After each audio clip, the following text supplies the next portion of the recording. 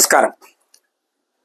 స్వాధ్యాయ నిర్వహిస్తున్న ప్రత్యేక ముఖాముఖి కార్యక్రమంలో ఈరోజు ఒక విశిష్టమైన పుస్తకాన్ని పరిచయం చేయాలని సంకల్పించాం. సీనియర్ జర్నలిస్టు, రచయిత బుద్ధమురళి మనతో ఉన్నారు. ఆయన రచించిన లక్ష్మీ కటాక్షం రచన వెనుక ప్రేరణ, ఇందులోని ప్రధానమైన అంశాలు మనం ఇప్పుడు తెలుసుకుందాం. నమస్కారం.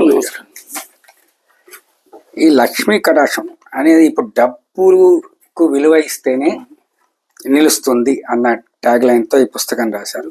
అసలు ఈ పుస్తకానికి కవర్ చూస్తేనేమో దీంట్లో అంతా సినిమా నటుల బొమ్మలు ఉన్నాయి. ఇది సినిమా నటుల బొమ్మలే ఉన్నాయి. ఇదేమో డబ్బు గురించి రాశారు. ఈ పుస్తకానికి ఉన్న ప్రేరణ ఏంటి? ఈ సినిమా వాళ్ళ నేపథ్యం ఏంటి? దాని గురించి చెప్పే బదులు ఒక 2-3 ఇన్సిడెంట్ చెప్తాను. ఈ యూట్యూబ్ లో బాగా ట్రెండ్ అవుతుందండి. దాదాపు 90 ఏళ్ళ వయసు ఉంటుంది. ఒక వృద్ధుడు పైనాపిల్ కోస్తున్నాడు, చేయిలో వణుకుతున్నది అతన్ని. ఆ పైనాపిల్ కోసి ఇస్తున్నాడు అతను. వెనక తనిఖీల భరణి గారి పాట ఆట కదరా శివ అనేది వస్తుంది. ఎందుకంటే 90 ఏళ్ళ వయసులో అతను అట్లా వణుకుతూ కూడా పైనాపిల్ కోసి అమ్మితే గానీ అతను బతకలేడు. అతను ఇంకో క్రానికల్ ఆఫీస్ పక్కన హోటల్ ఉన్నాడు. ఆ హోటల్లో అప్పుడు అతను చూసినప్పుడల్లా నేను కొద్దిగా డిస్టర్బ్ అయ్యేవాడిని. తెల్లగా ఉండేవాడు, ఇట్లా వంగి నడిచేవాడు. అతనికి 90 ఏళ్ళ వయసు. టవల్స్ అమ్ముతున్నాడు. అంటే టవల్ అవసరం లేనివాడు కూడా అతని దగ్గర కొనుక్కొని వెళ్ళాడు. ఎందుకంటే ఓ రోజు అతనితో మాట్లాడాను.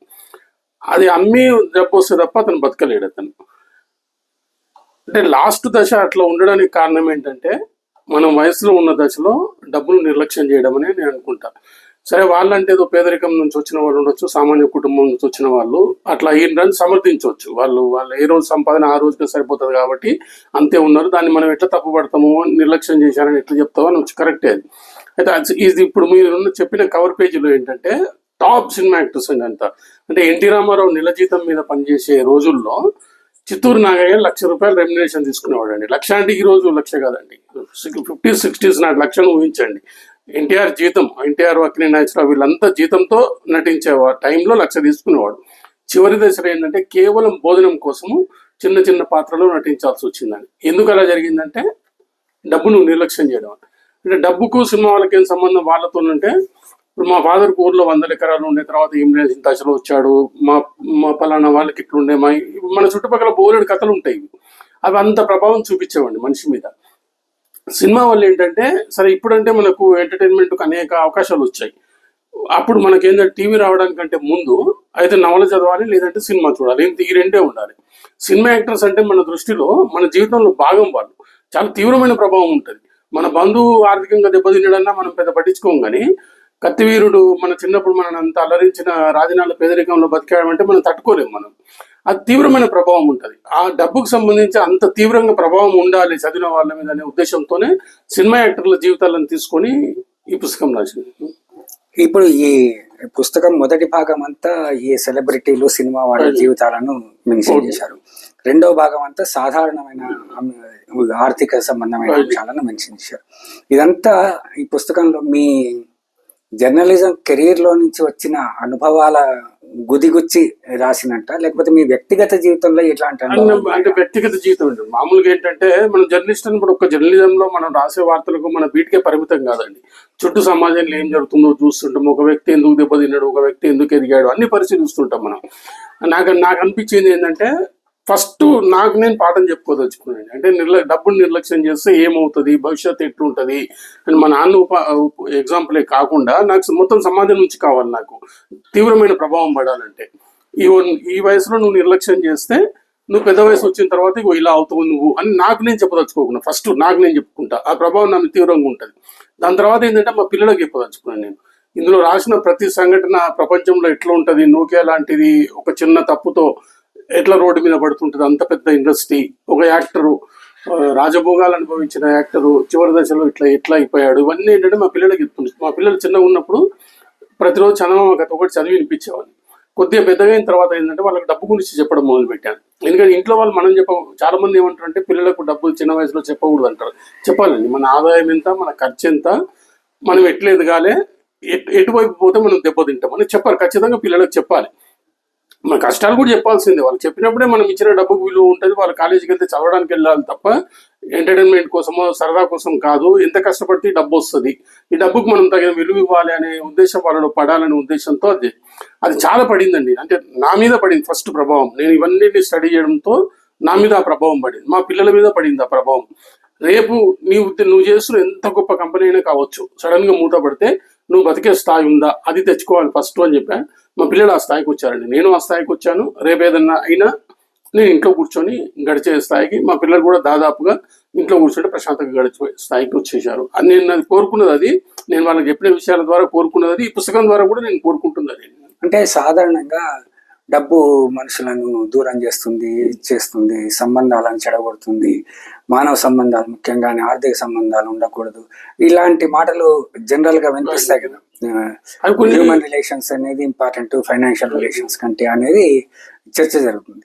ఇప్పుడు డబ్బుకు మాత్రం మీరు విలువ ఇవ్వాలి అనేది అనడం. కొన్ని డైలాగులు బాగుంటాయండి, కుక్కను కొడితే డబ్బులు రాలుతాయి, డబ్బులు లేని మానవ సంబంధాలు ముఖ్యమని అట్లా చెప్పిన వాడిని 1 లక్ష రూపాయలు అప్పు ఇవ్వండి, నీకు అవసరం లేకుండా పర్వాలేదు, ఊరికి అడగండి. అతను కొద్దిగా దెబ్బతిన్నాను, నేను ఇల్లు కట్టి అప్పుల్లో మునిగాను, 1 లక్ష రూపాయలు అప్పు ఇవ్వండి అని అడగండి. అయితే వాడు ప్రాక్టికల్ గా చెప్తాడు. ఈ డైలాగులు ఎన్నైనా చెప్పొచ్చు, డబ్బుదేముంది, కుక్కను కొడితే డబ్బులు వస్తాయి, ఇవన్నీ డైలాగులు చాలా చెప్పొచ్చు. కానీ ప్రాక్టికల్ గా వెళ్ళి 1 లక్ష రూపాయలు అప్పు అడగాలి. నేను దెబ్బతిన్నాను, నేను 1 లక్ష రూపాయలు అప్పు ఇవ్వు అన్నప్పుడు డబ్బు ముఖ్యమా మానవ సంబంధాలు ముఖ్యమా ఏంటో చెప్తాడు అతను. సంబంధాలు ముఖ్యమే, నీ దగ్గర డబ్బు లేకపోతే నువ్వు సంపన్న కుటుంబమే అంటే దానికి చెందిన వాడివైనా సరే నేను దూరం పెడతాను, నేను నీ దగ్గర డబ్బు ఉందని. వీడు ఎక్కడ మనం అప్పుడు అడుగుతాడు అనేది దివాలా తీసినోడిని అన్న తమ్ములైనా ఎవరైనా దగ్గర రానివ్వరండి, సహజం. వీడు నన్ను అప్పడుగుతాడేమో అనుకుంటాడు. అన్ని అబద్ధాలండి. మన సంబంధాలు కూడా ముఖ్యమే, డబ్బు కూడా ముఖ్యమే. డబ్బు ఉండి మానవ సంబంధాలు ఉంటే ఇంకా మంచిది. ఇంకా ఉట్టి డబ్బుతోనే డబ్బు పిలిచి బతుకమంటలేను నేను. డబ్బు అవసరమే, డబ్బు లేకపోతే మిగతా అన్ని పెద్ద పనికి రావు. ఇప్పుడు ఇందులో మీరు ఈ సెలబ్రిటీస్ లో రాజనాల గురించి రాశారు, కాంతారావు గురించి రాశారు, నాగయ్య గురించి రాశారు, రామ్మోహన్ గురించి రాశారు, మాలతి గురించి అయితే చాలా హృదయవేదారకమైన పరిస్థితి. ఆ కథలు అవి ఒక్కొక్కర్ల జీవితాలు చూస్తుంటే ఇంత వైభవంగా బతికి ఇట్లా అయిపోయారు అనేది చాలా బాధగా ఉంది. దీన్ని ఎట్లా మామూలుగా నేను రాసిన బుక్ అని కాదు, కానీ వాళ్ళ జీవితాల గురించి చదువుకుంటున్నప్పుడు డిస్టర్బ్ అయిపోతామండి మనం. అదే మనం చిన్నప్పుడు హీరోలు అనుకున్న వాళ్ళు, అద్భుతంగా ప్రేమించిన వాళ్ళు, మనము ఏంటి ఇట్లా అయిపోయారు వాళ్ళ చివరి దశ అనేది భయం వేస్తుంటది మనకు. బతుకంటే ఒక రకంగా భయం వేస్తుంటది. అయితే నేను చేసింది అదే అండి. మొదటి సగం బుక్ లో మొదటి భాగం అంతా కూడా ఏంటంటే వాళ్ళ జీవితం అట్లా అయిపోయింది, ఎందుకు అయింది అని చెప్తూ అట్లా కాకుండా ఉండాలంటే వాళ్ళ విషయంలో మనం ఏం చేయాలి, మన జీవితం కూడా అట్లా కాకుండా ఉండాలంటే ఏం చేయాలి అనేది ఆ మార్గం ఎత్తుకున్నాను. అట్లా మనది కూడా వాళ్ళు అట్లా అయ్యారు, వాళ్ళే మహానటులు, వాళ్ళే అట్లయినప్పుడు మనం సామాన్యులము, మనం ఎంత జాగ్రత్తగా ఉండాలి, మన బతుకట్లయితే వాళ్ళనైనా కనీసం తలుచుకుంటున్నాం, మనం పుస్తకాల్లో రాస్తున్నాం వాళ్ళ జీవితాలు, మన గురించి ఎవరు రాసేవాడు ఉంటాడు. వీళ్ళలో మీకు ఎవరైనా దగ్గర నేను అంటే వీళ్ళ గురించి రాస్తున్నప్పుడు జమునని కలిసాను నేను. జమునని కలిసి ఏంటంటే ఇట్లా రాస్తున్నానండి అని చెప్పి కొన్ని ఆర్టికల్ తీసాను. ఇవన్నీ ఫస్ట్ ఏంటంటే ఆంధ్రభూమిలో సండే బుక్ లో రాశాను. కొన్ని రాసిన తర్వాత కొన్ని కాపీస్ తీసుకెళ్ళి ఆమెను కలిసాను, బాగా ఇంప్రెస్ అయ్యారు. అయినాక ఆమెను అడిగాను, నేను ఇట్లా మీ తరం వాళ్ళందరూ అట్లా అయ్యారు, మీరు కాలేదు కదా అంటే, అవునండి ఈ రోజు కూడా నేను ఇంకొకరికి సాయం చేసే స్థితిలోనే ఉన్నాను నేను అని. ఎందుకు అవుతారని చెప్పింది. చాలా మంది ఏమనుకుంటారంటే తాగుడు వల్ల అట్లా అవుతారనుకుంటారండి. కాదండి, సావిత్రి మొదలుకొని రాజనాల సావిత్రి, చాలా మంది యాక్టర్స్, కాంతారావు, వీళ్ళందరూ కూడా, అమ్మాయి గిరిజ, వీళ్ళందరూ కూడా ఏంటంటే సినిమాలు తీసి దెబ్బతిన్నారండి. మన పని నటించాలి, సినిమాలు తీస్తే దెబ్బతింటాం. నాకు మా నాన్న మొదటే చెప్పాడు, ఆమెకు ఫస్ట్ వచ్చిన కొత్తలో కారు కొంటా అని చెప్పాడు. వాళ్ళ నాన్న వ్యాపారం. అయితే వాళ్ళ నాయన అన్నాడంటే, నీకు ఎంతకాలము సినిమాలో అవకాశాలు వస్తాయో తెలియదు, తొందరపడి కారు కొంటే ఆ కారుకు అలవాటు పడిపోతే అవకాశాలు రాకపోతే ఇబ్బంది పడతావు, వద్దు అన్నాడు. దాని తర్వాత ఏంటంటే ఆమె గుండమ్మ కథ సినిమా టైంలో ఎన్టీఆర్కు, నాగేశ్వరరావుకు, గిరిజకు, ఈమెకు అందరికి కూడా అంటే టాప్ వాళ్ళందరికి కూడా 15,000 రూపాయల రెమ్యునరేషన్, లేదంటే కారు ఏదన్నా ఒకటి తీసుకోమన్నట్ట. అంటే ఈమె అప్పుడు కారు కొన్నదట. అంటే కారుతో సొంత డబ్బుతో కూడా కాదు, ఆ సినిమాలో నటించడానికి పారితోషికంతో కొనేది. జీవితంలో ఎప్పుడు నేను సినిమాలకు ఇన్వెస్ట్ చేయలేదు. ఒక దాంట్లో కొద్దిగా పెట్టుబడి పెట్టాను, ఇన్వెస్ట్మెంట్ అంటే సినిమాకు. అతను మోసం చేశాడు, సినిమా తీయలేదు, డబ్బు పోతే పోనీలే అని కొద్దిగా దాంతో చేతులు కాచుకొని బయటకు వచ్చేసాను నేను. ఆమె చివరి వరకు మద్రాసులో పెద్ద ఇల్లు ఉండేది, ఇక్కడ కొంపల్లి దగ్గర ల్యాండ్ కొన్నది, విపరీతంగా ల్యాండ్ కొన్నది, మంచి స్థితిలో ఉండేది లాస్ట్ వరకు కూడా. వాళ్ళ భర్త కూడా ప్రొఫెసర్ ప్రొఫెసర్. అసలు నాకేంటంటే ఆమెతోనే బుక్ ఇనాగ్రేషన్ చేయించాలని ఉండే కానీ సరే చనిపోయింది ఆమె. ఈ పుస్తకానికి ఎండమూరితో ముందు మాట్లాడించారు. దీన్ని చదివాక ఆయన స్పందన ఏంటి అసలు? అంటే ఒక 3-4 దశాబ్దాల్లో మన పర్సనాలిటీ డెవలప్మెంట్ కానీ మనిషి ఎట్లా ఉండాలి, కొందరికి నచ్చవచ్చు అతను, కొందరికి నచ్చకపోవచ్చు. నాకు నచ్చాడు నాకు అతనికి. ఎందుకంటే పర్సనాలిటీ డెవలప్మెంట్ ఎట్లా ఉండాలి మనిషి అని, డబ్బుకు సంబంధించి, సంపాదించడం గురించి ఇవన్నీ చెప్పింది తెలుగులో అద్భుతంగా చెప్పిన రైటర్ ఎండమూరి. వారితో రాయించుకోవాలని ఉండే నాకు. ఇట్లా ఫోన్ చేసి మీకు నచ్చితేనే రాయండి పుస్తకం, ఏదో ఒత్తిడి అదేం లేదు, మీకు నచ్చితే అవును దీనికి పుస్తకానికి ఆ విలువ ఉంది అని మీరు భావిస్తే రాయండి అంటే తప్పకుండా రాస్తాను. నేను మీ చూస్తుంటా, నేను రాస్తానండి అని వెళ్ళి రాశాడు. అంటే దీన్ని ఒక 5 సంవత్సరాల్లో దీన్ని సరిగ్గా మార్కెట్ చేస్తే 1,00,000 కాపీలు అమ్ముడు పోయేంత సత్తా ఉంది దీనికి అని చెప్పి పుస్తకం మొత్తం చదివాడండి. పైన మామూలు కొందరు ఏంటంటే ముందు మాట అంటే ఏదో మన పేరు చూసి మాట కొద్ది రాస్తారు, కానీ పుస్తకం మొత్తం చదివాడు. ఆ పుస్తకం మొత్తంలో ఆయనకు నచ్చిన పాయింట్స్ ఏవో అవి రాశాడు. అంటే అతని ముందు మాట అనేది నాకు బాగా మంచి ఎంకరేజ్మెంట్, కాంప్రహెన్సివ్ గా ఉంది. ఇది చదివితే పుస్తకం మొత్తం సమగ్రమైన అర్థమైపోతుంది. అది ఈ రెండో భాగానికి వస్తాయి ఈ పుస్తకంలో. దీనిలో కొన్ని ప్రత్యేకమైన వ్యాసాలు వస్తాయి. ఇప్పుడు బ్యాంకులో డబ్బు దాస్తే మాయమైపోతుంది అనేది మీరు ఒక ఆర్టికల్లో రాశారు. మామూలుగా బ్యాంకులో మనం ఫిక్స్డ్ డిపాజిట్ కానీ రికరింగ్ డిపాజిట్ కానీ చేస్తాం కదా, చేసినప్పుడు అది మన డబ్బు మనకు ఉంటుంది, దాని మీద వడ్డీ కూడా వస్తుంది. మాయమైపోతుంది అనడానికి మీరు ₹1,00,000 డిపాజిట్ చేశారండి. సంవత్సరం తర్వాత సుమారుగా ₹1,60,000 కనిపిస్తుంటుంది. ఆడ ₹1,60,000 కనిపిస్తుంటే ఎట్లా మైనస్ అవుతుందని అంటారు. మా బంధువు లెక్కల head master school head master లెక్కలు చెప్పేవాడు. ఆయనకి ఇదే చెప్పాను నేను. మామూలుగా ఏంటంటే ప్రాక్టికల్ అర్థం కాదండి వాళ్ళకు. ఏంటంటే అప్పుడు ఇక్కడ మల్కాజ్గిరి దగ్గర ₹300 95లో రిటైర్ అయ్యాడు. మల్కాజ్గిరి ఏరియాలో ఆ టైంలో ₹300 గజం ఉండే. రిటైర్మెంట్ డబ్బుతో ఆ ప్లాట్ కొను ఇల్లు కట్టుకోవచ్చు అని చెప్పాను. లేదు నా బ్యాంకులో వేస్తే 3 లక్షలకు 1,800 అంటే 60,000 సంవత్సరానికి 18,000 వస్తుంది, నాకు జీతం వచ్చినట్టు వస్తుంది, నాకు పెన్షన్, ఇది 2 సరిపోతాయి అన్నాడు. సో చాలాసేపు వాళ్ళకి చెప్పి చూపెట్టాను. లేదు బ్యాంక్ ఇంట్రెస్ట్ అనేది మీకు ఇన్ఫ్లేషన్ కంటే చాలా తక్కువ ఉంటుంది, వద్దు అని చెప్పా. వినలేదు. సరే ఈరోజు సుమారుగా 80 నుంచి ₹1,00,000 ఉంటుంది మల్కాజ్గిరిలో. నీ 3 లక్షలు అట్లనే ఉంటాయి, నెల నెల తినేసిన. పోనీ అట్లా అందులో ఉన్నప్పటికీ 10 గజాలు కూడా కొనలేవు ఇప్పుడు అక్కడ. ఆ 3 లక్షలతో 3 గజాల స్థలం రాదు. అప్పుడు 300 గజాల స్థలం కొని ఇంకా నీకు దాన్ని కట్టుకునే ఎంత డబ్బు ఉండేది. ఇన్ఫ్లేషన్ రేట్ అంటే ధరలు ఎట్లా పెరుగుతున్నాయి అనేది మనకు బ్యాంక్ వాడు ఇచ్చే ఇంట్రెస్ట్ రేట్ కంటే కూడా డబుల్ ఉంటుంది. దాదాపు ఇన్ఫ్లేషన్ ఎక్కువ ఉంటుంది. ఎప్పుడైనా ఇన్వెస్ట్మెంట్ ఏంటంటే నీకు ఇన్ఫ్లేషన్ రేట్ కంటే ఎంత ఎక్కువ ఉంటే అంత పెరిగినట్టు, అంత పెరుగుతుంది. అంతే తప్ప నీకు బ్యాంక్ ఇంట్రెస్ట్ అనేది డబ్బు మురిగిపోకుండా ఇంట్లో దొంగలు ఎత్తుకోకుండా పెట్టుకోవాల్సిందే తప్ప అది ఆదాయం కాదు. అది చాలా మందికి అది అర్థం కాదు. అది అర్థమైనప్పటికీ డబ్బు విలువ తెలుసు. ఇన్ఫ్లేషన్ అనేది చాలా మందికి తెలియదు. అసలు ఇన్ఫ్లేషన్ అనే పాయింటే తెలియదు. మన డబ్బు కనిపిస్తుండగా మాయమవుతుందని అబద్ధం చెప్తున్నాడు ఏంటి అంటే అది దాని విలువ ఆ రోజు ₹1,00,000 కొనే వస్తువు నెక్స్ట్ ఇయర్ వాడు 1,60,000 ఇస్తాడు నీకు, కానీ నువ్వు కొనే వస్తువు 1,20,000 అవుతుంది. అవును, అది ఇన్ఫ్లేషన్. అది అర్థం కాదు. అంటే ఈ ఫైనాన్షియల్ టెక్నాలజీ చాలా మందికి అర్థం కాక అసలు ఫస్ట్ అక్కడ దెబ్బతింటున్నారు. స్కూల్లో బాబర్ ఎప్పుడు వచ్చాడు, మంచిదే, చరిత్ర చెప్పు, మళ్ళీ మనం తప్పుదారి పట్టకుండా చరిత్ర నేర్చుకోవాలి, వ్యాకరణం నేర్చుకోవాలి, ఇంగ్లీష్ గ్రామర్ అన్ని నేర్చుకోవాలి.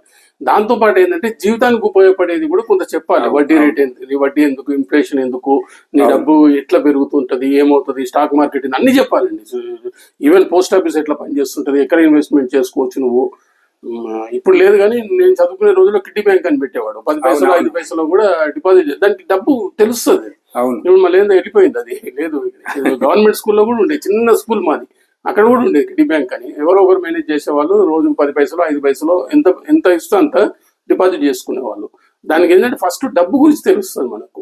డబ్బు ఎట్లా పెరుగుతుంది, అది ఎట్లా పనిచేస్తుంది, డబ్బు పాత్ర ఏంటి అనేది.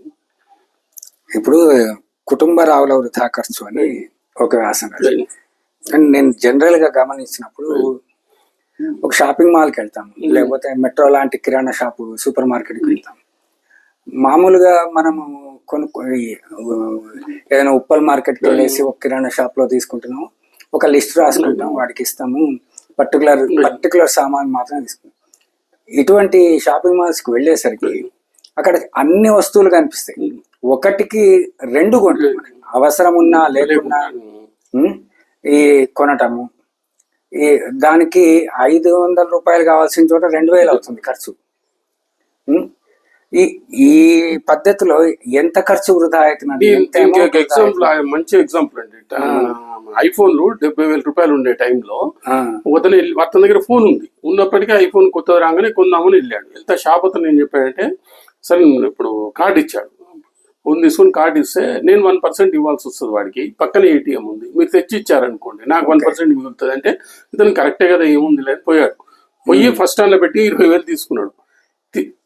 కార్డు ఏమో ఇట్లా ఇచ్చేసాడు 70,000 తీసుకొని. కార్డు క్యాష్ ఇచ్చి వచ్చేసరికి ఇంత కట్టు ఉంటుంది, 500 రూపాయలు ఇంత కట్ట, ఇంకా తీయాలి అక్కడ.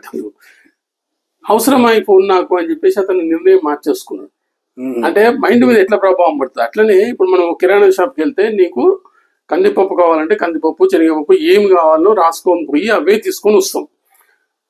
నువ్వు డిమార్ట్కో లేదంటే అలాంటి పెద్ద పెద్ద స్టోర్స్కి వెళ్ళినప్పుడు ఏమి కావాలనో అదే తీసుకొని వచ్చినోడు ఏంటంటే భగవంతుడితో సమానం. ఏదైనా ఒక్కటైనా సరే ఎక్కువ తీసుకుంటావు, అక్కడ పోయిన తర్వాత ఎక్స్ట్రానే తీసుకుంటావు. అది మన మీద మనకు కంట్రోల్ ఉండకపోవడం. నువ్వు ఒక వస్తువు కొనేటప్పుడే క్యాలిక్యులేట్ చేసుకోవాలండి మైండ్, దీనికి ఎంత ఖర్చు, ఇది అవసరమా అనేది నీ మైండ్లో నువ్వు క్యాలిక్యులేట్ చేసుకుందా. ఈ కుటుంబంలో ఏంటంటే అబ్బాయికి ఐటీలో ఉద్యోగం వస్తుంది, టక్కున వాడు కారు కొంటాడు. నీకు ఆ కారు అవసరం ఉంటే కొనాల్సిందే, కారు పోయే అవసరం ఉంటే. నీకు వచ్చే ₹1,00,000 జీతాన్ని ఈఎంఐకి సగము, దానికి ఈఎంఐ దీనికి ఈఎంఐ పోతే సడన్ గా ఏదైనా ఉద్యోగం ఏదన్నా అయింది అనుకో, లబోదిబో అని ఉంటుంది. అప్పుడు నాకు కట్టలేదు. సత్యం ఇన్సిడెంట్ జరిగినప్పుడు మామూలుగా ఏంటంటే సీఏ ఉద్యోగం చేసిన వాళ్ళకి ఎక్కడైనా ఉద్యోగాలు దొరుకుతాయండి. సీఏ ఉద్యోగం చేసిన వాళ్ళకు కూడా సంబంధం చెడిపోయింది చూశాను నేను. సీఏ అతను సత్యం మూతపడగానే అప్పటి వరకు సత్యంలో పనిచేసే వాళ్ళంతా మనకు ఎదురే లేదు మనకు అన్నట్టు ఉండేవాళ్ళు. ఒక్కసారి డీలా పడిపోయారు సత్యం. అంటే సత్యం అనే కాదు, ఏదన్నా జరగవచ్చు. ఈ జనరేషన్ ఇప్పుడు నేను చదువుకునే రోజుల్లో అయితే బ్యాంక్ ఉద్యోగము, జర్నలిజము, పోస్ట్ ఆఫీస్ లో ఉద్యోగము, అట్లా ఏవో ఒక 3-4 క్లర్క్, టైపిస్ట్ అట్లాంటి ఉద్యోగాలు తప్ప పెద్ద ఉద్యోగాలు తెలియవు. సరే డాక్టర్, ఇంజనీర్ అంటే ఏంటంటే కాస్త డబ్బున్న ఫ్యామిలీ వాళ్ళు ఆలోచించేది. మామూలు దిగువ మధ్యతరగతి పేద సెక్షన్ ఆలోచించేవాడు ఈ 4-5 ఉద్యోగాలు. ఇప్పుడు అట్లా కాదండి, వందల వేల ఉద్యోగ అవకాశాలు ఉన్నాయి. అదే టైంలో ఏ ఉద్యోగం ఎప్పుడు పోతుందో తెలియకుంటుంది. సెక్యూరిటీ లేదు. మన అమ్మాయి సిఏ అమ్మాయి బెంగళూరులో ఆత్మహత్య చేసుకుంది, సిఏ ప్రెషర్ తట్టుకోలేక. అందుకే ఏంటంటే మొదటి నెల నుంచే ఉద్యోగం వచ్చిన మొదటి నెల నుంచే నువ్వు ఎంతో కొంత పొదుపు చేస్తే రేపు నీకు ధీమా ఉంటుంది. ఈ సంవత్సరం మూతపడితే 2 ఏళ్ళైనా ఇంట్లో కూర్చుంటాను నేను, లేదు నాకు ఇల్లు గడవడానికి అయితే సరిపోతుంది, ముందు తర్వాత సంగతి తర్వాత చూసుకున్నా. ఆ ధైర్యం ఉంటే ఇంకెక్కువ సంపాదిస్తాం మనం. అంతే కదా, మళ్ళీ జీరో నుంచి మొదలు పెట్టగలనే ఒక సెల్ఫ్ కాన్ఫిడెన్స్ అనేది పెరుగుతుంది. అది తర్వాత ముఖ్యమైనది ఏంటంటే ఈ అప్పు చేయడం, ఈఎంఐల కోసం అన్న ఏదో రకంగా హోమ్ లోన్లో ఇంకేదో ఈ అప్పు చేయడం అనేది నిజంగా రైటా రాంగా? అంటే రెండు ఉన్నాయండి. దేనికోసం అప్పు చేస్తున్నావు అనేది ముఖ్యం. నువ్వు ఇప్పుడు మామూలుగా ఏదో ఇంట్లో పెద్ద ఎత్తున ఖర్చు, లేదా ఇంట్లో వాళ్ళందరూ విహారయాత్రకి వెళ్ళిపోదామని సింగపూర్ వెళ్దామన్నారు ఖర్చు, అలాంటివి అనుకోండి, అది పనికిరాని ఖర్చు. కాకుండా నువ్వు ఒక ఇల్లు కొనడానికి, పిల్లల చదువుకు ఇన్వెస్ట్మెంట్, అంటే స్టాక్ మార్కెట్లో ఇన్వెస్ట్మెంట్ అని కాదు. ఒక ఈ ప్లాట్ కొంటున్నావు, నీ దగ్గర సగం ఉంది, బ్యాంక్ దగ్గర సగం తీసుకున్నావు. ఒక ఇల్లు కొంటున్నావు, కొంత ఉంది నీ దగ్గర, బ్యాంక్ నుంచి కొంత తీసుకున్నావు. అట్లాంటి ఇన్వెస్ట్మెంట్ కు మంచిది తప్ప చాలా మంది ఇండస్ట్రియలిస్టులు ఎదిగే వాళ్ళు అప్పుడు నాకు ఒక్క పైసా అప్పు లేదని గర్వంగా చెప్తాడు వాడు, ఏదో పేదోడు. అంబానీకి కూడా ₹1,00,000 అప్పు ఉంది అంటే ఆ దృష్టితో మామూలు గుడిసెలు ఉండేవాడు అంబానీ కంటే గొప్పవాడు అంటే కాదు. వాడు ₹1,00,000 అప్పు తీసుకొని 2,00,000 కోట్లు సంపాదిస్తాడు. దాంతో 1,00,000 కోట్లు అప్పు తీసుకొని 1,00,000 కోట్లు అప్పున్న 2,00,000 కోట్లు అప్పు సంపాదిస్తాడు, దాంతో సంపాదిస్తాడు. నువ్వు దేనికోసం అప్పు చేస్తున్నావు అనేది ముఖ్యం. ఏదో స్టాక్ మార్కెట్ లో ట్రేడింగ్ చేస్తా అంటే పోతావు, అయిపోతుంది. అవును, దేనికోసం చేస్తున్నావు నువ్వు అప్పు? అంటే ఇప్పుడు ఒక హోమ్ లోన్ తీసుకున్నాము, హోమ్ లోన్ తీసుకొని వాడు ఒక 20 ఏళ్ళు 25 ఏళ్ళు కడుతూనే ఉండాలి. అట్లే చివరికి వచ్చేసరికి ఎంత అవుతుందంటే దాదాపు వీడు తీసుకున్న దానికంటే 2 అవుతుంది. అది తప్పుడు లెక్క. ఎట్లా అంటే మీరు ఒక ₹1,000 గజంలో ఒక ల్యాండ్ తీసుకున్నారండి, బ్యాంక్ లోన్తోనే తీసుకున్నారు, కడుతూనే ఉన్నారు, 20 ఏళ్ళు కడుతున్నారు. ₹1,000 తీసుకున్నది 20 ఏళ్ళకి ఎంత అవుతుందండి? అది దాదాపు 60-70 వేల రూపాయల గజం అవుతుంది. అది నీకు ఒక ₹1,000 తీసుకున్నది 70,000 గజం అవుతుంది. ఈ లెక్క చూడు, వడ్డీ కడుతున్నది చూస్తున్నారు తప్ప ఇది చూస్తలేరు. ప్లస్ నీకు ట్యాక్స్ ఎగ్జింప్షన్ వస్తుంది. నీకు ఖచ్చితంగా హైదరాబాద్ లో ఏ మూలకు అంటే సిటీ మధ్యలో అక్కడెక్కడో పోయి పొలాల దగ్గర కాదు కానీ సిటీ ఎక్కడైతే విస్తరించిందో అక్కడ వరకు 3 నుంచి 4 సంవత్సరాల్లో ఇప్పటి వరకు డబుల్ అయిందండి. ఇప్పుడు కొంత స్తబ్దత ఉంది కానీ 3 నుంచి 4 ఏళ్లలో డబుల్ అయింది. నీకు బ్యాంక్ ఇంట్రెస్ట్ అవుతుంది, నీకు 8 ఏళ్ళలో డబ్బులు అవుతుంది, నువ్వు కట్టేది 8 ఏళ్ళ డబ్బులు, 8-10 ఏళ్ళు ఎంత అవుతుంది అది. దానికంటే సగం టైంలోనే నీకు వచ్చేస్తుంటుంది, నీకు నీ ఇన్వెస్ట్మెంట్ వస్తుంది. ఒకవేళ ఏదైనా తేడా వచ్చి ఇల్లు అనుకున్నా నీ అప్పు నువ్వు తీర్చేసుకొని నీకు మిగులుతుంది. ఇంకా ఓకే, ఇక్కడ సిటీలో ఎక్కడ తీసుకుంటే హైదరాబాద్ నాకు తెలుసు కాబట్టి హైదరాబాద్ గురించి చెప్తున్నాను నేను. 3-4 ఏళ్ళలో అన్ని చోట్ల డబ్బులు అయిపోయింది. అంటే అప్పు తీసుకోవడం తప్పేం కదా, అంటే మనం కట్టే కెపాసిటీ ఉంటే నీ జీతము అది ఉంటే, అంటే నీ ముందు సోర్స్ తెలియాలి, మళ్ళీ తిరిగి ఎంతవరకు చెల్లించగలరు. ఇప్పుడు ఏదో నోకియా లాంటిది అనుకున్నాం మనం, అంత పడింది, అప్పుడు అమ్మేస్తావు నువ్వు. అప్పటిదాకా కట్టింది నీకు 3 ఏళ్ళలో డబ్బులు అవుతుంది కదా, ఒక 3 ఏళ్లలో నీ డబ్బులు అవుతుంది. నీ అప్పు పోయిన తర్వాత కూడా నీకు మిగులుతుంది. ఇంకా ఒకవేళ అట్లాంటి పరిస్థితి కనుక వస్తే వస్తుంది, మిగులుతుంది నీకు. ఇల్లు అనేది ఏంటంటే ఒక సెంటిమెంట్ గా బలం ఉంటుందండి, ఆత్మవిశ్వాసం ఉంటుంది. సొంత ఇల్లు అనేది ఉన్నప్పుడు దాన్ని కూడా అదే లెక్కగా చూడకూడదు. ఇప్పుడు ఇల్లు కంటే స్టాక్ మార్కెట్ ఎక్కువ వస్తుంది కదా అంటే కరెక్ట్, ఎక్కువ వస్తుంది స్టాక్ మార్కెట్, కానీ అన్నిటిని అదే లెక్కతో చూడకూడదు. నీకు ఆత్మవిశ్వాసాన్ని దేంతో కడతావు, దానికి ఎంత అమౌంట్ ఇస్తావు, దానికి సొంత ఇంట్లో ఉన్నప్పుడు నువ్వు కాన్ఫిడెన్స్ తో బతుకుతావు. ఆ కాన్ఫిడెన్స్ కు ఏ లెక్కలు వస్తాయో ఏ లెక్కలోకి రాదు కదా. అవును, కాబట్టి ఇల్లు ఉండాల్సింది. హైదరాబాద్ లాంటి నగరంలో ఇల్లు ఉంటే ఏంటంటే ఆ ధైర్యం వేరు, నీకు ఎట్లన్నా బతికేస్తాను నేను ఉద్యోగం పైన ధైర్యం కలిగిస్తుంది. ఇంకోటి దీంట్లో చదువుల మీద ఒకటి రాశారు, పిహెచ్డీలు మిగతా వాటి మీద రాశారు. మీకు పిహెచ్డీలు అంటే పడదా? ఇప్పుడు మొన్న ఇంగ్లీష్ లో పిహెచ్డీ చేసిన స్టూడెంట్ ఎస్టీ నాయక్ అని ఉస్మాన్ యూనివర్సిటీలో ఆత్మహత్య చేసుకున్నాడు. సరే, ఆ వ్యక్తి ఎవరో నాకు తెలియదు, అతని గురించి నేను పర్సనల్ నాకు తెలియదు, ఆత్మహత్య వరకే తీసుకుంటాను నేను. అతను ఇంగ్లీష్ లో పిహెచ్డీ చేసి నీకు ఉద్యోగం రాక ప్రైవేటు స్కూల్స్ ఉంటాయి, అన్నింటిలో అవకాశం ఉంటాయి. అంటే యూనివర్సిటీ నీకు పిహెచ్డీ డిగ్రీ ఇచ్చింది తప్ప కాన్ఫిడెన్స్ కలిగించలేకపోయింది నీ చదువు అనేది. పిహెచ్డీ చేసి తర్వాత నీకు ఉద్యోగం నీకు కాన్ఫిడెన్స్ ఇవ్వలేకపోయింది అన్నట్టు. యూనివర్సిటీ అక్కడ ఫెయిల్ అయిపోయింది. అంటే నీ పిహెచ్డీ దేనికి మరి? నువ్వు చాలా పిహెచ్డీ అంటే చాలా లోతుగా స్టడీ చేయడం కదా, సమాజం గురించి కావచ్చు, నీ సబ్జెక్ట్ గురించి కావచ్చు. మరి అంత లోతుగా అధ్యయనం చేసిన వాడికి నీకు జీవితం మీద ఆత్మవిశ్వాసం కలిగించకపోతే ఇంకేం పిహెచ్డీ అని. అవును, చాలా మంది డబ్బులు ఇచ్చి రాయించుకునే వాళ్ళు తెలుసు నాకు. కాబట్టి నాకు దాని మీద పెద్ద వ్యతిరేకత లేదు, గౌరవం కూడా లేదు. ఈ పుస్తకానికి, ఈ లక్ష్మీ కటాక్షం అనే పుస్తకానికి ఈ చదువులతో ఉన్న సంబంధం అంటే దాని మీద ఒక స్టడీ జరిగింది. అంటే పిహెచ్డీ వాళ్ళే ఎక్కువ నిరుద్యోగులుగా ఉంటున్నారు ఎందుకు అని, పిహెచ్డీ వాళ్ళు నిరుద్యోగులుగా ఉంటున్నారు, మామూలు సంపాదిస్తున్నాడు ఎందుకు అనే దాని మీద ఒక స్టడీ జరిగిందండి. మామూలు కంటే వాడు ఎక్కువ నిరుద్యోగి ఉంటున్నాడు అనేది. ఇప్పుడు పెద్ద చదువుకోలేదు, 10th ఇంటర్మీడియట్ చదువుకున్నవాడు అనుకోండి, 18 ఏళ్ల వయసు నుంచి, దాదాపుగా 18 ఏళ్ల వయసు నుంచి వాడు జీవితాన్ని ప్రారంభిస్తాడు, సంపాదించడం ఏదో రకంగా సంపాదించడం మొదలు పెడతాడు. పిహెచ్డీ చేసిన వాళ్ళు ఏంటంటే సుమారు 30 ఏళ్ల తర్వాత సంపాదన మొదలు పెడతారు.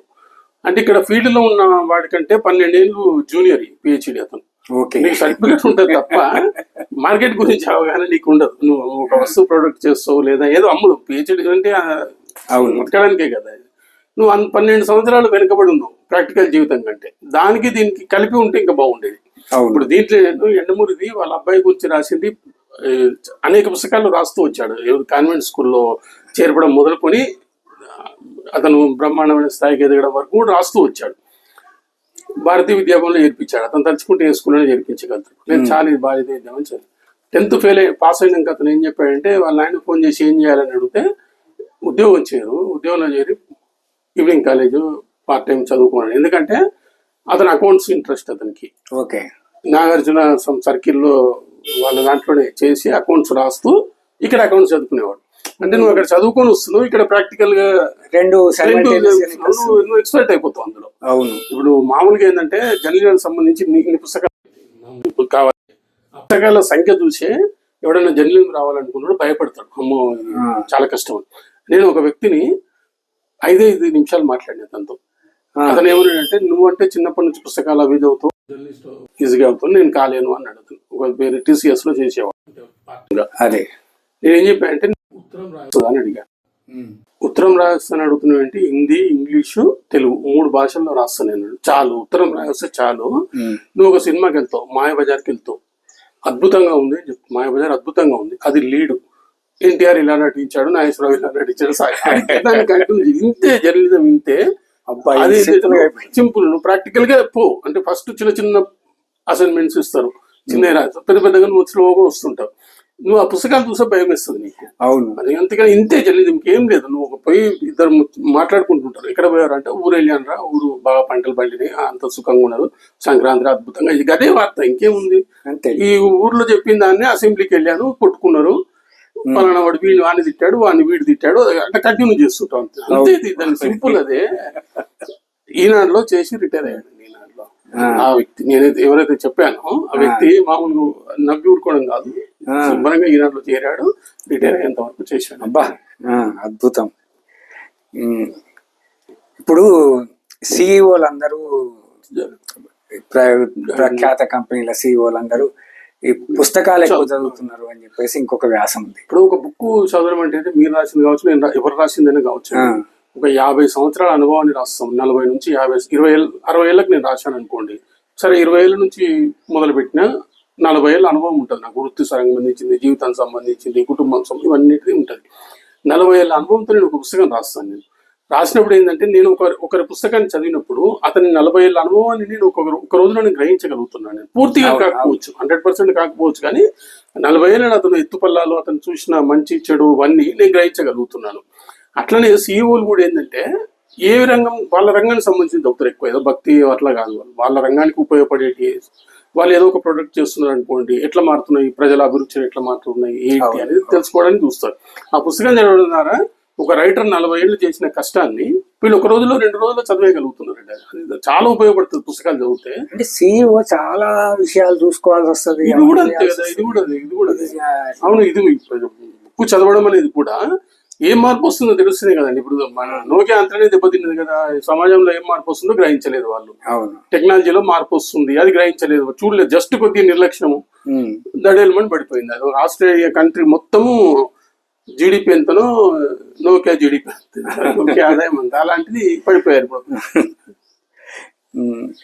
అది సిఇఓకి ఇంకెక్కువ అవసరం అండి, ఎందుకంటే అతను పనిచేసే కంపెనీలో, అంటే పెద్ద పెద్ద రిలయన్స్, అదాని వాళ్ళ అలాంటి పెద్ద కంపెనీలు ఉన్నాయి అనుకో, 1,00,000 మంది ఎంప్లాయీస్ పనిచేస్తున్నాయి, 1,00,000 మంది జీవితాలు అతని మీద ఆధారపడి ఉంటాయి, అతను తీసుకునే నిర్ణయం మీద ఆధారపడి ఉంటాయి. అట్లా ఉండకపోతే అన్నదమ్ములు ఇద్దరే, అనిల్ అంబానీ, ముఖేష్ అంబానీ, అన్న మార్పులు ఎప్పుడు ఏమొస్తున్నాయి అనేది చూస్తూ ఉన్నాడు, సక్సెస్ అయ్యాడు. తమ్ముడు సినిమాలు చూస్తూ ఉన్నాడు, చూడాలి. ఇప్పటికీ రోజు 500 పేజీలు చదువుతాడండి అంబానీ, ముఖేష్ అంబానీ. 500 పేజీలు, మినిమం 500 పేజీలు చదువుతాడు. ఇప్పుడు జర్నలిస్టే పేపర్ చదవడం చాలా మంది కొంచెం చదువుతారు, వాళ్ళు రాసిన వార్త తప్ప ఇంకోటి రాసిన వార్తలు కూడా చదవట్లేదు. ఇప్పుడు దీంట్లో అష్టైశ్వర్యాలు, అష్టవ్యసనాలు, ఈ రెండింటిని డిఫైన్ చేయండి. అంటే ఇప్పుడు 1-2 ఉన్నాయండి మనకు.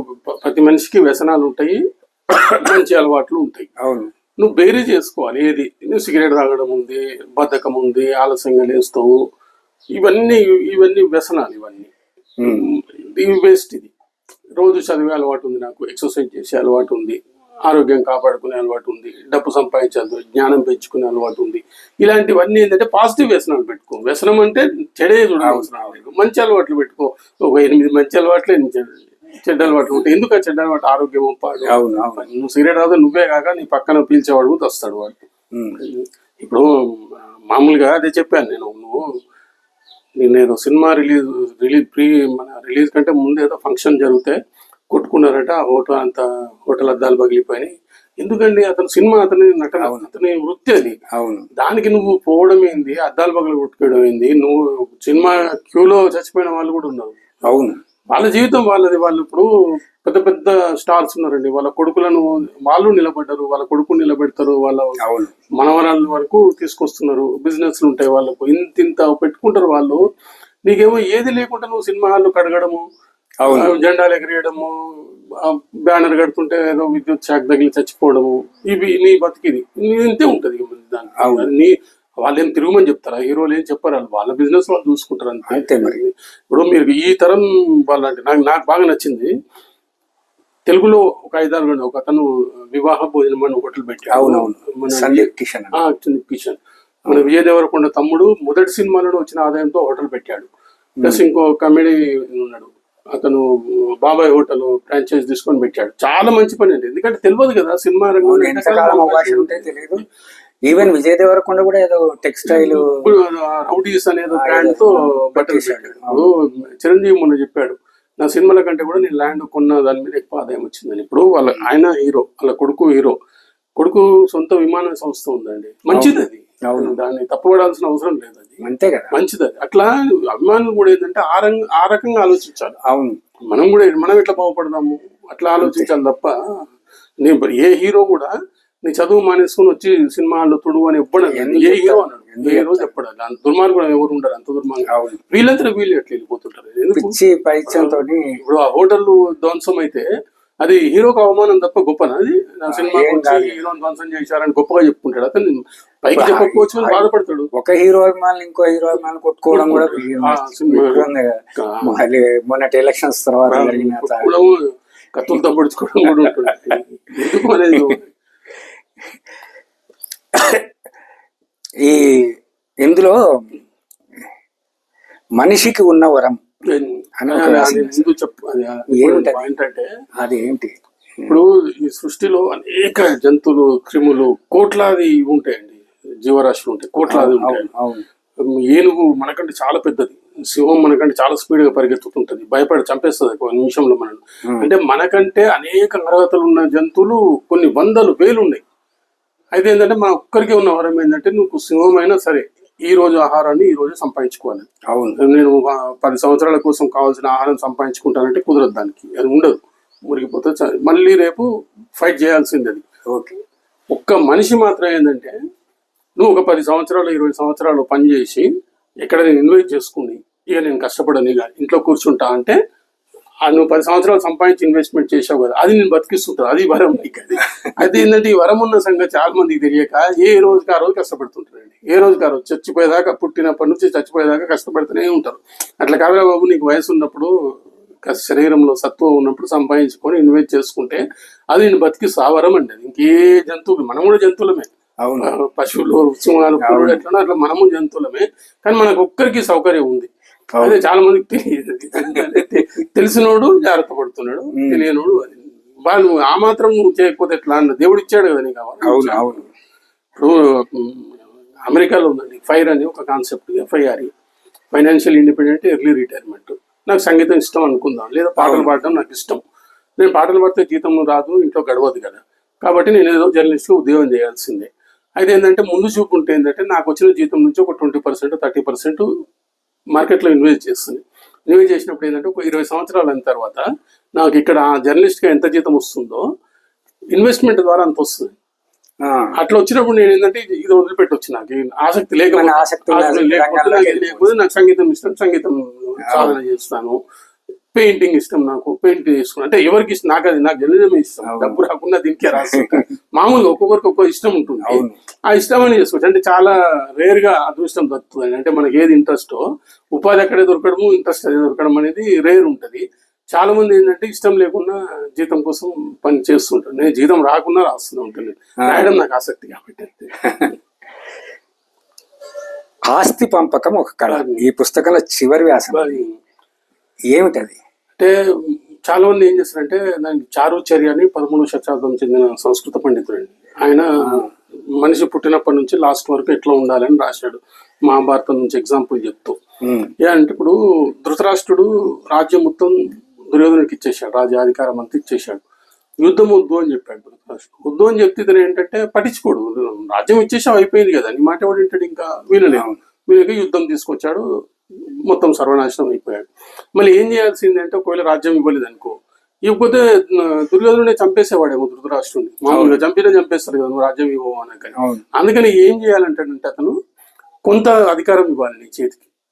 అంటే ధృతరాష్ట్రుడు దుర్యోధనుడు కాదు, మనము మన పిల్లలు ఎవరైనా సరే మనుషులు ఏంటంటే కొంత అధికారము పిల్లల చేతికి ఇవ్వాలి. నువ్వు ఇచ్చేందంటే అబ్జర్వ్ చేస్తున్నారు, ఇట్లా చేస్తున్నారు అని.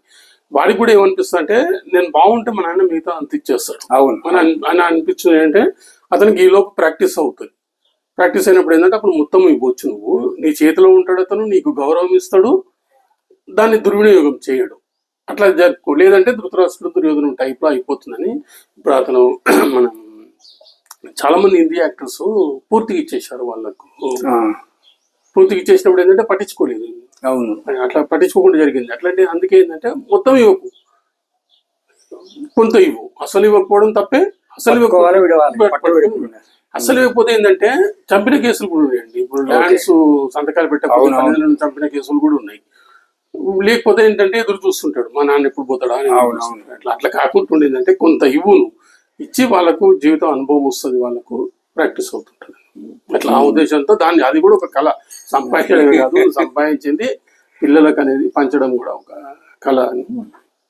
దీనిలో ముఖ్యమైన ప్రశ్న, ఈ పుస్తకంలో అత్యంత కీలకమైనది ఏంటంటే డబ్బుకు విలువ ఇవ్వడం మీద ఒక పాయింట్. అంటే ఇప్పటిదాకా డబ్బును పొదుపు చేయడం ఇలా ఏమిటి అనేది, ఎట్లా పొదుపు చేయాలి అనేది ఒక పాయింట్. ఇక్కడ దీంట్లో మీరు రాసిన దాంట్లో ఉద్యోగం మంచిదా, స్టాక్ మార్కెట్ మంచిదా? ఉద్యోగం ఉపాధి అంటే ఒక్కొక్కరి మనస్తత్వాన్ని బట్టి ఉంటుందండి. దానికి లక్షణాలు ఉంటాయి. కొన్ని ఉద్యోగం చేసే వాళ్ళ లక్షణాలు ఒక రకంగా ఉంటాయి. నువ్వు సంపాదించాలంటే ఏంటంటే ఉద్యోగంతో సంపాదించలేదు, ఉద్యోగంతో కష్టం. ఉద్యోగం ఎంత ఉంటుందండి మీకు? ఐఏఎస్ కూడా లక్షన్నర జీతం ఉంటుంది. ఐఏఎస్ కూడా మామూలుగా టీ కొట్టువాడు సంపాదిస్తాడు లక్షణాలు, సమోసాలు అమ్మేవాడు, టీ వాడు అంతకంటే ఎక్కువ సంపాదిస్తుంటాడు. అయితే ఏంటంటే నీ ఉద్దేశం ఏంటి, నీ పర్పస్, నీకు ఒక్కొక్కరికి ఒక్కో రంగంలో ఆసక్తి ఉంటుందండి. అవును, మామూలుగా కుందేలు ఉరికినట్టు చేపను ఉరికమంటే ఉరకదు. దాని లక్షణం ఒక రకంగా ఉంటుంది, దీని లక్షణం ఒక రకంగా ఉంటుంది. నీకు ఆసక్తి ఉంటే ఏంటంటే ఓకే, ఉద్యోగం నీ దగ్గర పెట్టుబడి లేదు, సౌండ్ వస్తుంది,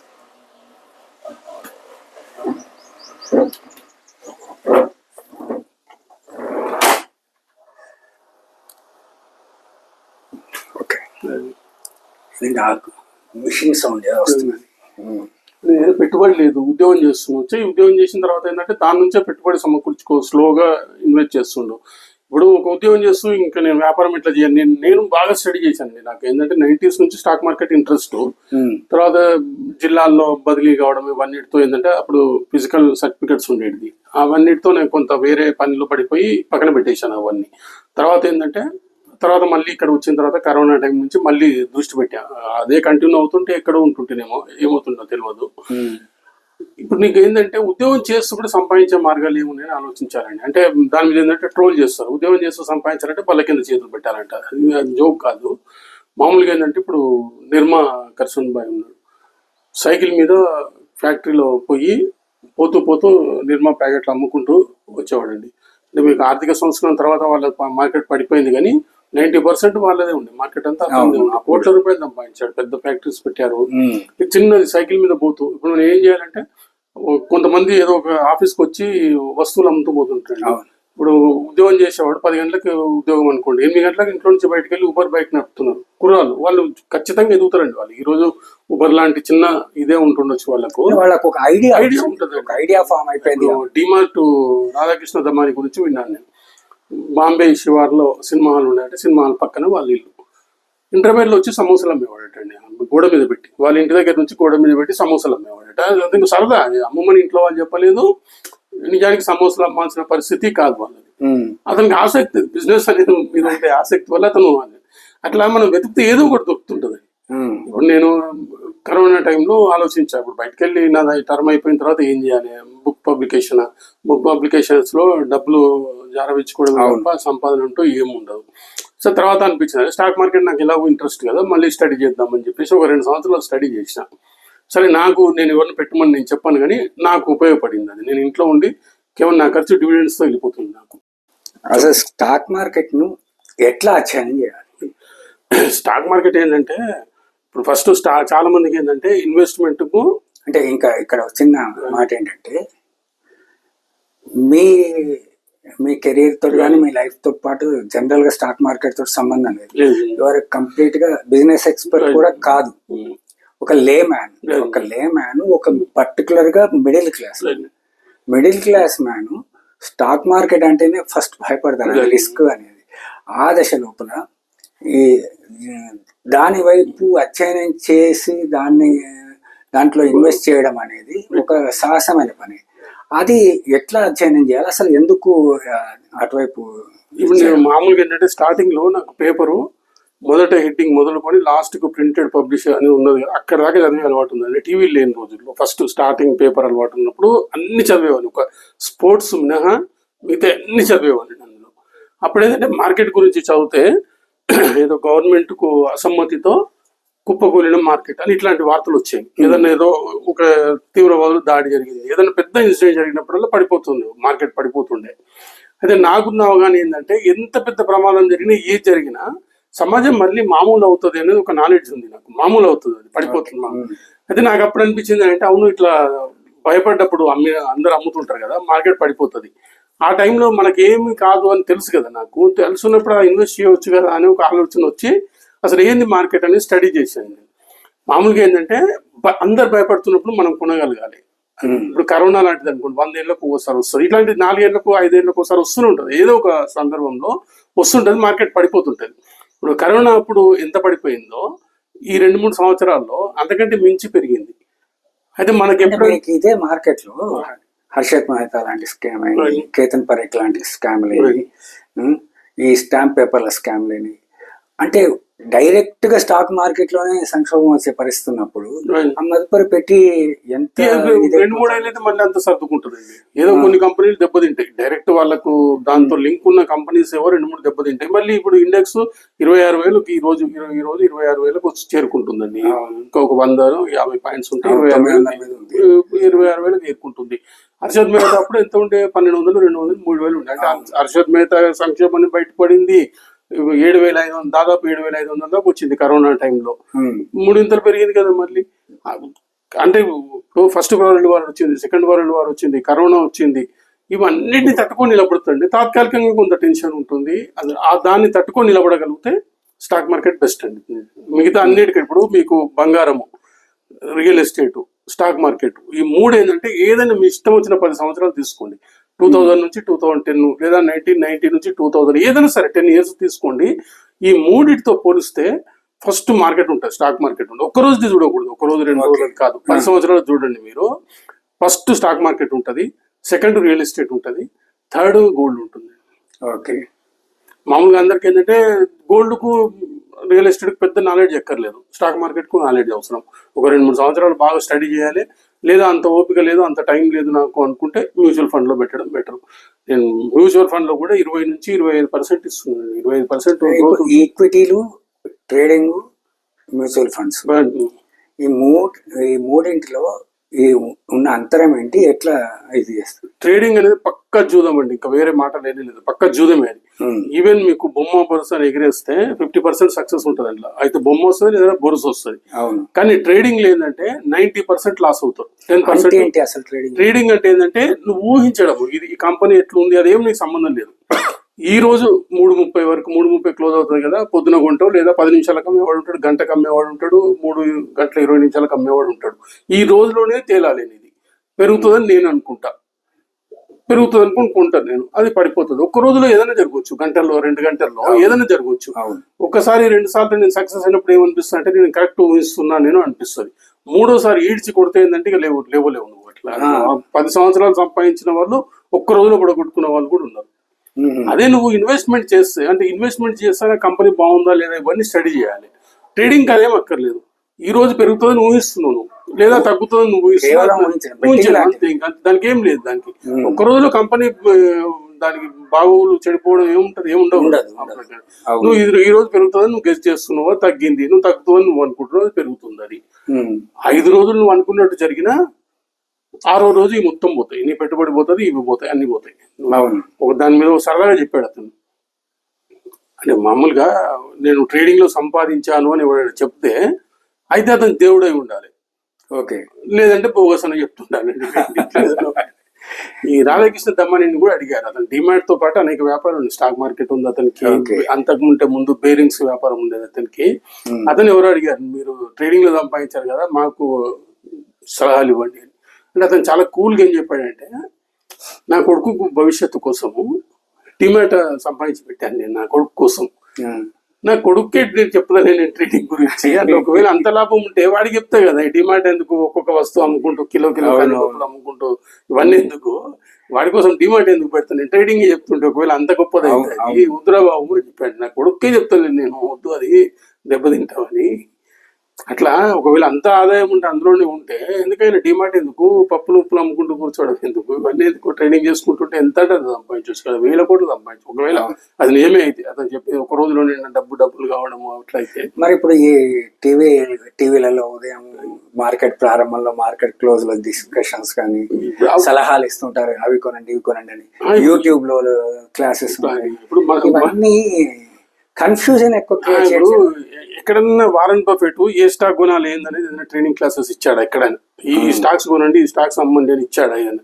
ఎందుకంటే ఇప్పుడు అతనికే బోర్డు బిజినెస్ ఉంది, ఏ పని లేనివాడు ఏంటంటే చెప్తుంటాడు ఏ కొనాలి, ఈ చార్ట్ ఇది పోయిందా ఇది పోయినా సలహా ఇస్తున్నాడు, ట్రేడింగ్ చేయండి బోర్డు సంపాదిస్తున్నాడు. ఒకవేళ నిజంగా ట్రేడింగ్ లోనే అంత సంపాదించే అవకాశం 5 నిమిషాలే కదా ట్రేడింగ్, గంట తరం కూడా అక్కర్లేదు, 5 నిమిషాల్లో చేసేవచ్చు. 5 నిమిషాల్లో నీ డబుల్ అవుతుంటే నాకు ఎందుకు సలహాలు ఎందుకు ఇస్తావు, నాకు నువ్వే సంపాదించుకోవచ్చు కదా. అవును, అతను చార్ట్ కా బాప్ అనేది యూట్యూబ్ అనేది, అంటే చార్ట్ అంటే ఇట్లా ఇట్లా పెరుగుతుంటది ఇలా తగ్గుతుంది. అయితే అతను ఏంటంటే నాకు టాప్ అని అతను చెప్పుకోడు, బాప్ అంటే తండ్రి, అన్ని చార్ట్లకు నేను తండ్రి లాంటి అనేది అతను యూట్యూబ్ ఛానల్ పేరే చార్ట్ కా బాప్. అది ఎప్పటికప్పుడు స్క్రీన్ షాట్ పెట్టేవాడు, ఇంత సంపాదిస్తున్నా అంత సంపాదిస్తున్నా అని పెట్టేవాడు. తీరా ఏంటంటే స్క్రీన్ షాట్ ఏదైనా తయారు చేయవచ్చు కానీ నీ ఐటీ రిటర్న్స్ అవన్నీ బయట పెడతాయి కదా, చివరికి వాడు ఫ్రాడ్, వాడు లాస్ లో ఉన్నాడు. అదే వాడిని నమ్మి చాలా మంది వాడి దగ్గర పెట్టుబడి పెట్టారు. సెబీ ఏం చేసిందంటే వీడిని ఎంక్వైరీ చేసింది, సరే వాడిని అరెస్ట్ చేశారు, ఈ లోపు వాడు యూట్యూబ్ ఎత్తేసారు. కానీ చాట్తో గీటుతో ఏం కాదండి, ఇన్వెస్ట్ చేయను. ఈ రోజు మార్కెట్ ఈ రోజు పడిపోయినా నీకు ఓపిక ఉందనుకో, అట్లనే ఒక సంవత్సరం పాటు కాస్త కామ్గా ఊరుకోగలిగితే బ్రహ్మాండంగా పెరుగుతుంది. అది నువ్వు మంచి కంపెనీయా, నడుస్తుందా, మూతపడ్డదా చూడాలి, మూతపడ్డ కంపెనీయా మంచిగా నడుస్తుందా, దానికి ఎంప్లాయీస్ ఎంతమంది ఉన్నారు, దాని ఈపీఎస్ ఎంత ఉంది, అవన్నీ కొంత చూసి చక్కగా ఇన్వెస్ట్మెంట్ చేస్తే ఇంట్లో కూర్చోవచ్చు, దాని గురించి పెద్ద పట్టించుకునే అవసరం లేదు. పోనీ నాకు ఆ మాత్రం కూడా ఓపిక లేదు అనుకో, మ్యూచువల్ ఫండ్ లో పెట్టండి, వాడు నీ తరఫున వాడు పని చేస్తుంటాడు. మ్యూచువల్ ఫండ్ కి స్టాక్స్ ఏంటంటే మనమే డైరెక్ట్ కొనడం, స్టాక్స్ మనం డైరెక్ట్ కొనడం, మంచిది చెడుది స్టడీ చేసి మనమే కొనడం. మ్యూచువల్ ఫండ్ ఏంటంటే నాకు ఈ టైం లేదు, ఏది మంచి కంపెనీ ఏది చెడ్డ కంపెనీ ఏది పెరుగుతుంది ఇంత నాలెడ్జ్ నాకు లేదు, టైము లేదు, స్టడీ చేయలేదు నేను అంటే, సరే నేను చేసి పెడతాను నీ తరఫున అని చెప్పేసి మ్యూచువల్ ఫండ్స్ మన దగ్గర నుంచి డబ్బు తీసుకొని వాళ్ళు కొంటాయి స్టాక్స్. రెండు కూడా మార్కెట్ రిస్క్, రెండు మార్కెట్ రిస్క్ ఉంటాయి, ఖచ్చితంగా ఉంటాయి, రెండు మార్కెట్ రిస్కే. మీకు ఎంత రిస్క్ అస్సలే వద్దు అంటే ఫిక్స్డ్ డిపాజిటే, అంతే, రిస్క్ ఉండదు ఆదాయం ఉండదు, అందులో రెండు ఉన్నాయి. ఎంతో కొంత రిస్క్ నేను భరించగలుగుతాను. చిన్న వయసు అనుకోండి, ఇప్పుడు 20 ఏళ్ళకు ఉద్యోగంలో చేరుతానండి, నువ్వు చేరిన సంవత్సరం ఉద్యోగంలో చేరినప్పుడు పెట్టాడు, నువ్వు ఆ సంవత్సరం మార్కెట్ పడిపోయింది అనుకుంటాం, ఇంకా 40 ఏళ్ళ జీవితం ఉంది కదా నీకు, నెక్స్ట్ ఇయర్ పెరుగుతుంది, ఒక 1 ఇయర్ ఉంది కదా. కాబట్టి స్టార్టింగ్ లో పెట్టు, నువ్వు మ్యూచువల్ ఫండ్ లో పెట్టినా ఎందులో పెట్టినా నీకు ఇంకా 20 ఏళ్ళు. ఇప్పుడు వీళ్ళు విప్రో వాళ్ళు ఫస్ట్ ఏంటంటే వాళ్ళు సబ్బులు తయారు చేసే ఫ్యాక్టరీ, వాళ్ళు విప్రో ఐటీ కంపెనీ. గుజరాత్ లో ఒక గ్రామం ఉందండి, ఆ గ్రామం మొత్తం సంపన్నులే ఈ విప్రో వల్ల. ఏంటంటే వాళ్ళు పొద్దుతిరుగుడు పువ్వు వీళ్ళకి అమ్మేవాళ్ళు, ఆ కంపెనీకి సబ్బులు తయారు చేయడానికి పొద్దుతిరుగుడు పువ్వు నూనె కావాలి కాబట్టి వీళ్ళకి అమ్మేవాళ్ళు. అతని మీద నమ్మకంతో వాళ్ళు ఆ రైతులకు షేర్లు అవి ఏమీ తెలియవు, మార్కెట్ స్టాక్ మార్కెట్ తెలియదు, షేర్లు తెలియదు, ఏమీ తెలియదు. ఆ కంపెనీ విప్రో ప్రేమ్జీ మీద అభిమానంతో ఆయన కొనమంటే కొన్నారు వాళ్ళు. ఆ గ్రామం అంతా సంపన్నులేదు. 80s ప్రాంతంలో ఇతను పబ్లిక్ ఇష్యూకి వచ్చినప్పుడు వాళ్ళందరూ పెట్టారు అందులో పెట్టుబడి, గ్రామం అంతా సంపన్నుడు అయిపోయింది తన వల్ల. ఇప్పుడు మ్యూచువల్ ఫండ్ లో ఇన్వెస్ట్మెంట్ బెటరా, స్టాక్స్ లో బెటరా? కొత్తగా వచ్చిన వాళ్ళు మ్యూచువల్ ఫండ్ బెటర్ అండి. కొత్తగా వచ్చిన వాళ్ళు ఒక 2-3 సంవత్సరాలు నీకు మార్కెట్ ఏంది అని అర్థమయ్యేంత వరకు మ్యూచువల్ ఫండ్ బెటరు. అంత రిస్క్ తీసుకోలేను, ఉద్యోగం కదా పొద్దున్న నుంచి సాయంత్రం వరకు నేను ఉద్యోగంలో ఉండాలి అనుకున్న వాళ్ళు మ్యూచువల్ ఫండ్ బెటర్. అట్లా కాకుండా రిటైర్ అయ్యాను ఫ్రీగా ఉన్నాను నేను అని, లేదా కొంత అనుభవం ఉంది నాకు అనుకున్నప్పుడు స్టాక్ మార్కెట్ డైరెక్ట్ ఇన్వెస్ట్ చేయడం బెటర్. ఇప్పుడు కొద్ది వాయిదాల పద్ధతిని సిప్ పద్ధతిలో ఇన్వెస్ట్ చేయడం అనేది ఒకటి. ఒకేసారి నా దగ్గర కొంత అమౌంట్ ఉంది, ఓ 10 లక్షలు ఉంది, 5 లక్షలు ఉంది, ఒకేసారి లంసమ్ గా ఇన్వెస్ట్ చేయడం, దీంట్లో ఏది లాభదాయకం? మన సౌకర్యాన్ని బట్టి ఉంటారు. ఇప్పుడు సిప్ ఎంత ఈజీ చేశారంటే నెలకు 500 రూపాయలు కూడా సిప్ చేయొచ్చు. అంటే దానికి ఏంటి, మనం ఇంట్లో పనిచేసే పని మనిషికి 3000-4000 ఇస్తున్నాం మనం, 2-3 ఇంట్లలో చేస్తుంది. అంటే ఆమెకు నాలెడ్జ్ ఉంటే పని మనిషి కూడా సిప్ చేయగలుగుతారండి. అంటే అంత ఈజీ అయిపోయింది. నెలకు 500 రూపాయలు అంటే పెద్ద కష్టం కాదు వాళ్ళకు, అది అట్లా చేయవచ్చు. లేదంటే చాలా మంది ఐటీ ఇప్పుడు ఏంటంటే దానివల్ల పెద్ద రిటర్న్స్ వస్తాయి, అది సేమ్ అదే రిటర్న్స్ ఉంటాయండి, అదే రిటర్న్స్ ఉంటాయి, 20% ఉంటుంది. ఇప్పుడు మామూలుగా మీకు ఏంటంటే ఇంతకుముందు ఫారిన్ ఇన్వెస్టర్స్ స్టాక్స్ అమ్మేస్తే మార్కెట్ ధరలన పడిపోయేది. గత 3-4 నెలలు ఇప్పుడు మళ్ళీ కొనడం మొదలు పెట్టారు. దాదాపు 6 నెలల నుంచి ఫారిన్ ఇన్వెస్టర్స్ అంతా అమ్మేస్తున్నారు, అమ్మడంలోనే ఎక్కువ ఉంది వాళ్ళు. Okay. అయినప్పటికీ మార్కెట్ ఏం పడిపోలేదు, నిలబడ్డది. ఎందుకు నిలబడ్డది అంటే కేవలం సిప్ ద్వారానే నెలకు 25,000 కోట్లు వస్తున్నాయి. అంటే ఐటీ ఉద్యోగులు ఉన్నారు, మన కొత్త జనరేషన్, యంగ్ జనరేషన్, వీళ్ళంతా మన కరోనా తర్వాత మార్కెట్లోకి వచ్చిన వాళ్ళు ఉన్నారు. విదేశాల నుంచి పంపిస్తుంటారు, అక్కడ వాళ్ళు ఉన్నారు, గల్ఫ్ కంట్రీస్ లో ఉన్నారు, అమెరికా, కెనడా, ఇట్లా వాళ్ళు పంపిస్తున్నారు.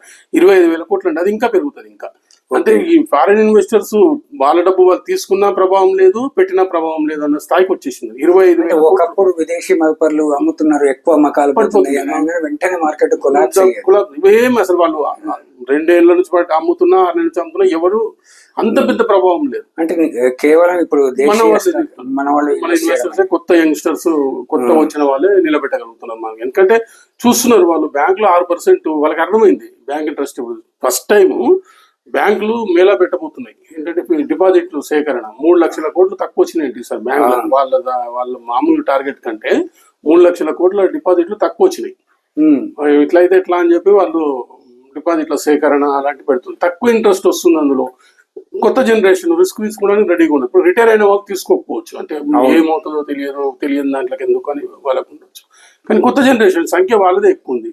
అవును, వాళ్ళు పెడుతున్నారు. వాళ్ళు రెండు ఉన్నాయండి. ఇంకా మ్యూచువల్ ఫండ్ లో కూడా సిప్ అంటే ఏంటంటే ఎవ్రీ మంత్ చాలా మంది ఏంటంటే అసలు దాన్ని నేను దృష్టి పెట్టాను, నా సాలరీ పడగానే అందులోకి వెళ్ళిపోవాలి అని పెట్టుకుంటారు. వాళ్ళు ఎంత 5,000 10,000 వాళ్ళకి ఎంత అవకాశం ఉంటే అంత. సిప్ సిస్టమ్ ఒకటి. లేదు నా దగ్గర 10 లక్షలు ఉన్నాయి, ఈ రోజే పెట్టేస్తాను, అదొక సిస్టమ్. ఇంకో సిస్టమ్ ఏంటంటే చాలా మంది రిటైర్ అవుతారు అనుకో, 50 లక్షలు 60 లక్షలు ఏదో గ్రాట్యుటీ ఏదో వస్తుంది అనుకోండి, 5 లక్షలు 10 లక్షలు వస్తుంది వాళ్ళకు. వచ్చినప్పుడు ఏం చేస్తారంటే వాళ్ళు SWP అని ఉంది ఇంకోటి, సిస్టమేటిక్ విత్డ్రాయల్ ప్లాన్.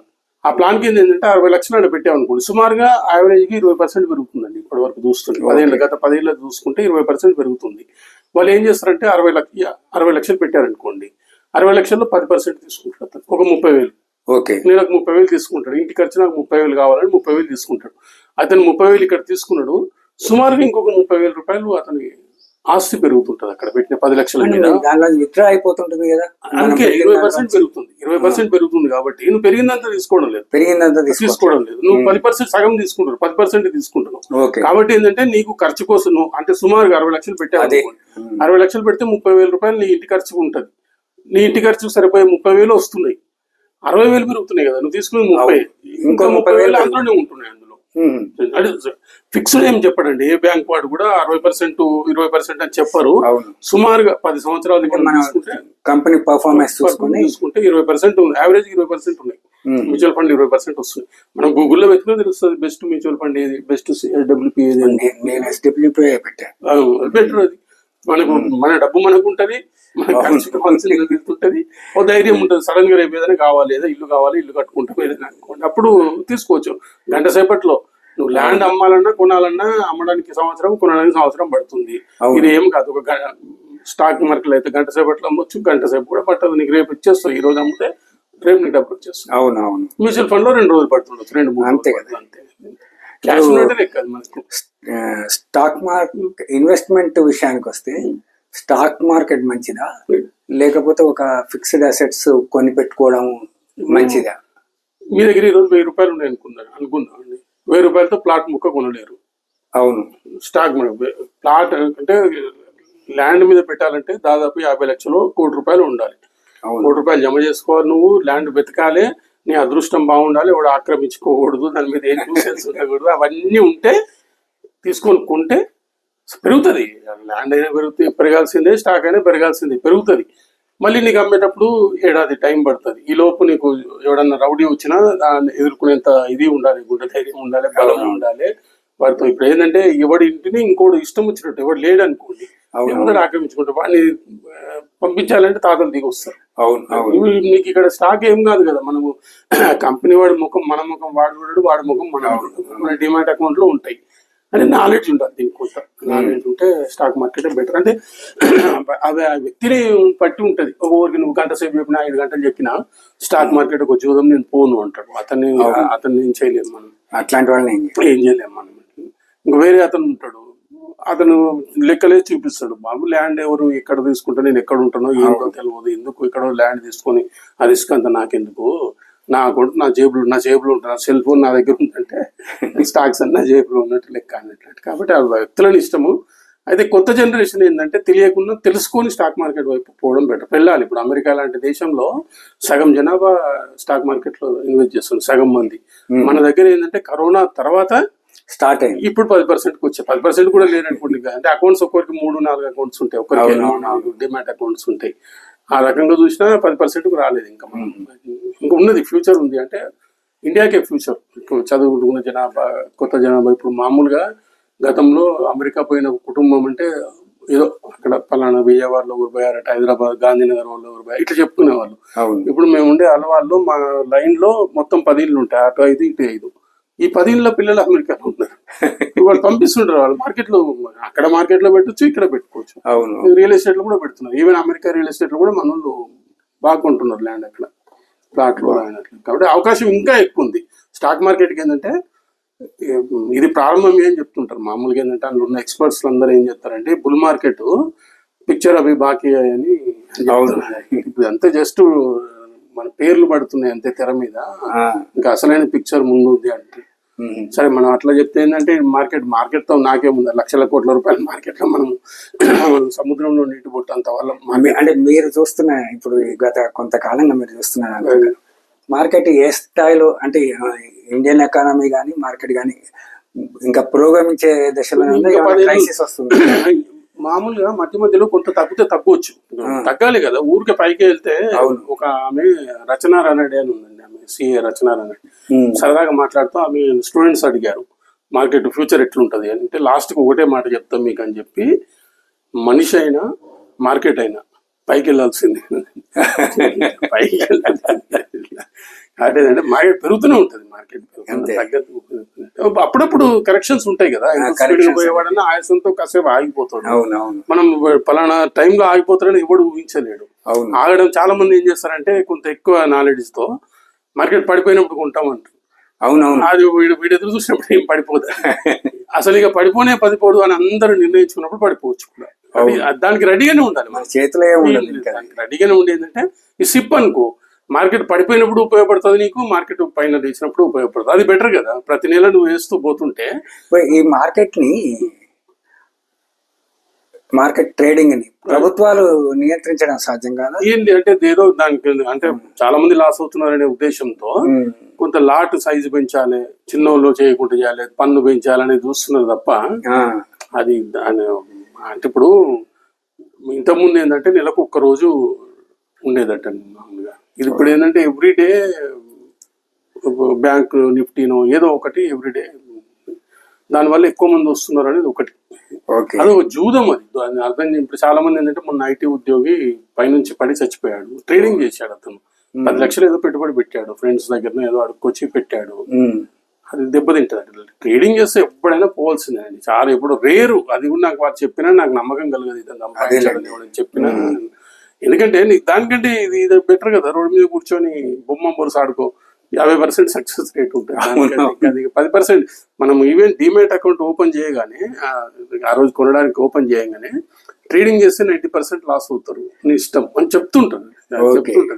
అంత జాగ్రత్త అంత చెప్పినా కానీ చేస్తే ఇంకా దానికి ఏం చేయాలి. అయితే వాడు అట్లా చెడిపోయి ఏం చేస్తున్నాడు అంటే మార్కెట్ జూదం అంటుంటాడు. మార్కెట్ జూదం కాదు, నువ్వు దాన్ని జూదంగా చేస్తున్నావు దాన్ని, అంతే. ఇప్పుడు క్రికెట్ జూదమా కాదు, క్రికెట్ పేరు మీద బయట జూదం ఆడుతున్నావు అట్లా, అంతే తప్ప క్రికెట్ ఆట వాళ్ళు ఆడుకుంటున్నారు, చూసేవాళ్ళు చూసి ఎంజాయ్ చేసేవాళ్ళు చేస్తున్నారు. నువ్వు దాన్ని జూదంగా మార్చి. ధన్యవాదాలు మురళి గారు. ఈ పుస్తకం చాలా పర్టికులర్గా మధ్యతరగతి యంగ్స్టర్స్కి బాగా ఉపయోగపడుతుందని నేనైతే అనుకుంటున్నాను. దీన్ని తప్పకుండా కొని చదవండి. నమస్కారం. నమస్తే అండి, ధన్యవాదాలు. అంటే ఈ పుస్తకం ఏంటంటే నేను ఏదో పుస్తకం రాసి సంపాదించాలని కాదండి. నేను దేన్నైతే గ్రహించానో నలుగురికి అది ఉపయోగపడాలని, మా పిల్లలకు ఉపయోగపడింది. అట్లనే నలుగురికి ఉపయోగపడాలనే ఉద్దేశంతో రాశాను. పుస్తకాలు రాసి సంపాదించే వాళ్ళు ఎవరు ఉంటారు? దానికంటే ఇంకా స్టాక్ మార్కెట్ మీద టైం పెడితే ఇంకెక్కువ ఆదాయం రావచ్చు. కానీ ఏంటంటే నలుగురికి వెళ్ళాలి, నలుగురికి ఉపయోగపడాలనేది నా ఉద్దేశము. మీరు అవకాశం కల్పించడం ధన్యవాదాలు. Thank you sir.